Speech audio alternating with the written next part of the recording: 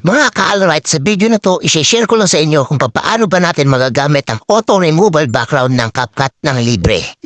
Kung gusto nyo matutunan, sundan nyo lang ako. I-open lang natin ang ating mga Play Store. At pagkatapos i-click nyo itong account nyo, yung pangalan nyo, hanapin natin dyan yung setting. At pagkatapos network preferences. Click natin ang auto-update apps. At pagkatapos i-click natin itong don't auto-update apps.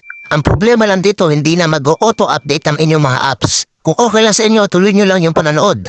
Open natin ang ating mga Chrome at isearch natin ang CapCut Old Version APK. Ito siya mga ka-alright. Kung nakakita nyo mga ka-alright, i-click nyo lang yan. At pagkatapos makita nyo itong APK Pure, i-click nyo din yan mga ka-alright.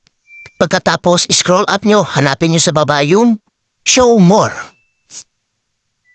I-click nyo yan mga ka-alright para makita natin yung May 21, 2024. Yung CapCut version niya na 11.9.0. Ito siya mga ka-alright. Click nyo lang yung download mga ka-alright. X nyo lang yan, tapos scroll up nyo uli, hanapin nyo sa baba yung Download APK. I-download nyo lang yan mga ka-alright. Ayan, downloading na siya. Start download. Kapag may lumabas sa inyo na ganito, download anyway lang mga ka-alright. Medyo matagal lang siya mag-download, hintayin nyo lang mga ka-alright. Tapos dapat pala naka-uninstall yung inyong mga CapCut. Ayan, downloaded na siya mga ka-alright, open lang natin to. At pagkatapos saka natin i-install ang ating CapCut. Click install. Kapag na-install na siya mga ka-alright, i-open lang natin para matesting natin mga ka-alright. Click open. At pagkatapos mag-agree lang tayo dito. Ngayon mga ka-alright, susubukan natin mag-edit kung gagana ba itong ginawa natin.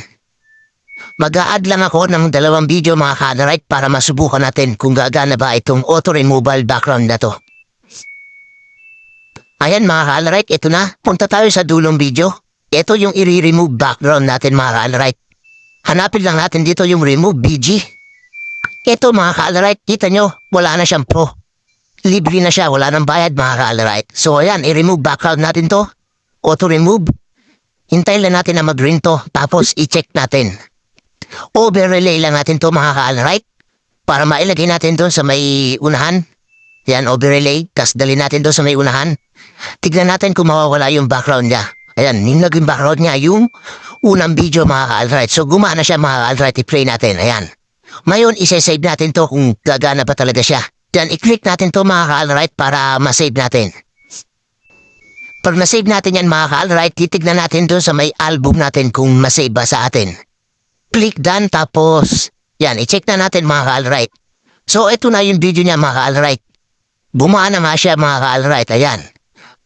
Nasa sa inyo na yan mga ka-alright kung okay lang sa inyo na maging old version yung inyong CapCut. Thank you for watching.